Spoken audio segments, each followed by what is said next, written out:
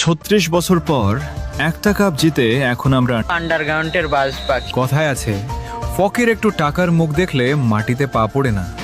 তেমন একটা দল আছে আর্জেন্টিনা। 2022 বিশ্বকাপ জেতার পর এমন ভাব ধরছে মনে হয় ফুটবলের জন্মটাই বুঝি 2022 সাল থেকে হয়েছে। এখন তারা অন্য কোনো দলকে দলই মনে করে না। তাদের ভাব এমন, বাকি সবাই মাঠে শুধু হাজিরা দিতে আসে। ব্রাজিলের 5টা বিশ্বকাপের কথা বললে বলে ওগুলো তো অনেক আগের। আরে ভাই, পুরনো বলে ইতিহাস কি ডিলিট হয়ে যায় নাকি? তারপর আবার বলে সব বাপদাদার অর্জন। আচ্ছা ভাই, ইতিহাসের কথা তুললে পুরনো কথাই তো আসবে। আর তোমাদের ইতিহাসে তো ডিয়েগো মারাদোনার সেই হাতের গোলের গল্প আছে।